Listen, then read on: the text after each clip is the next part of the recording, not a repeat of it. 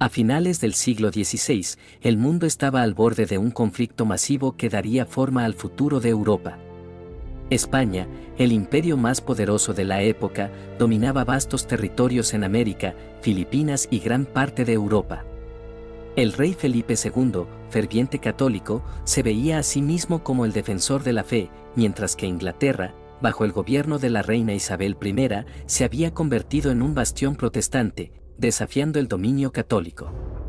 La tensión entre España e Inglaterra había ido en aumento durante años, impulsada por diferencias religiosas, competencia económica y actos de piratería contra los barcos de tesoros españoles.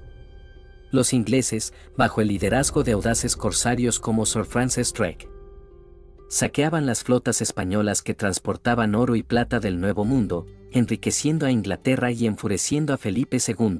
Para Felipe, el punto de quiebre llegó en 1585, cuando Isabel apoyó oficialmente la rebelión protestante en los Países Bajos, bajo control español. Inglaterra ya no era solo una molestia, se había convertido en un enemigo abierto. Convencido de que estaba cumpliendo la voluntad de Dios, Felipe decidió lanzar una ambiciosa invasión, la Armada Invencible. El plan era simple pero audaz: reunir una enorme flota, navegar hacia los Países Bajos para recoger a los experimentados soldados españoles y luego invadir Inglaterra. Con su superioridad militar, España creía que Inglaterra caería rápidamente y que el catolicismo sería restaurado. La Armada Invencible zarpó en mayo de 1588 con una flota de 130 barcos y casi 30.000 hombres, la mayor fuerza naval que el mundo había visto hasta entonces. Pero desde el inicio, la misión estuvo plagada de problemas. Tormentas retrasaron la flota, los suministros escasearon y la comunicación entre los barcos fue difícil. Mientras tanto, la marina inglesa, aunque más pequeña, era ágil, mejor armada y estaba liderada por comandantes expertos como Sir Francis Drake y el almirante Lord Howe. A medida que la armada navegaba por el Canal de la Mancha, los ingleses lanzaron audaces ataques de golpe y fuga, aprovechando la velocidad de sus barcos para infligir daño sin enfrentarse directamente. La formación española, una gran media luna diseñada para la defensa, comenzó a debilitarse. La noche del 7 de agosto de 1588, en el puerto de Calais, la armada ancló esperando al ejército del duque de Parma. Pero los ingleses aprovecharon la oportunidad y enviaron 8 barcos incendiarios, naves viejas cargadas con brea y pólvora, hacia la flota española. Al ver los barcos en llamas acercándose, cundió el pánico. Los capitanes españoles cortaron sus anclas para huir, rompiendo la formación.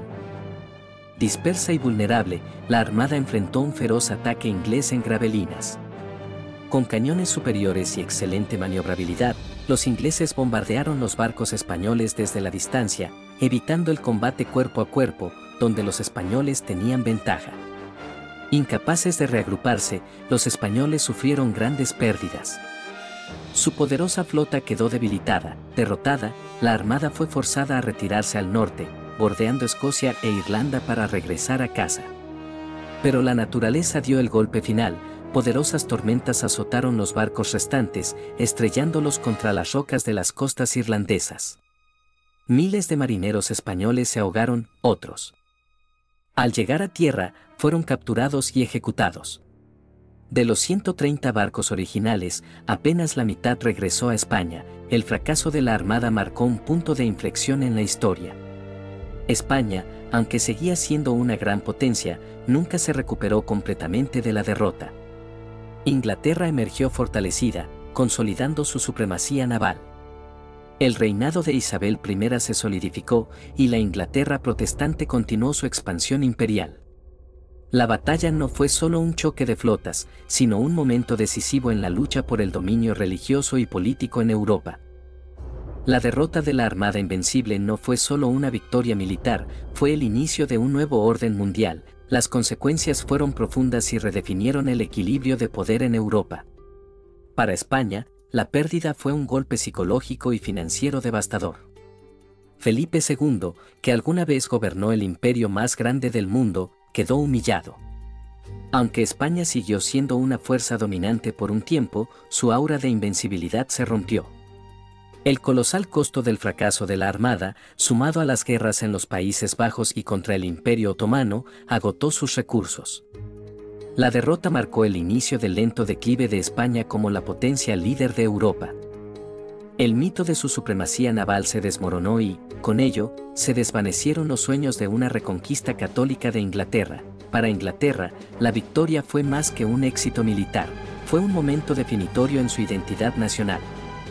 El liderazgo de Isabel I fue celebrado, y el triunfo se interpretó como una señal divina de protección para la Inglaterra protestante.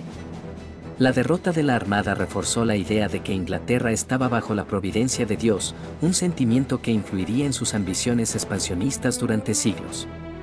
También consolidó la reputación de Inglaterra como una potencia naval formidable, un estatus que crecería en los siglos siguientes hasta el dominio global del Imperio Británico.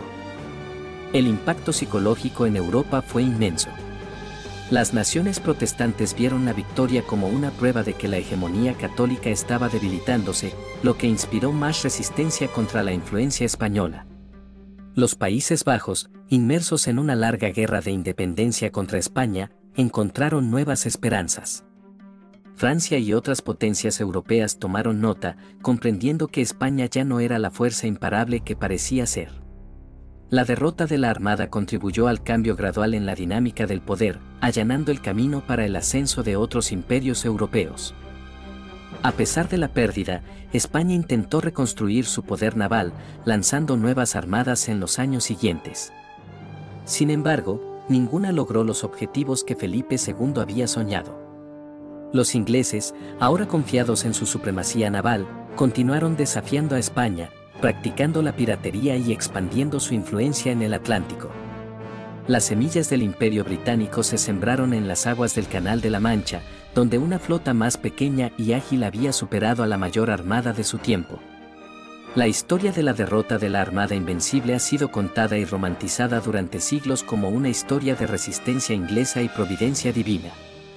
Aunque la realidad es más compleja, con errores estratégicos, condiciones climáticas y tácticas superiores por parte de Inglaterra, el desenlace sigue siendo uno de los momentos más significativos de la historia.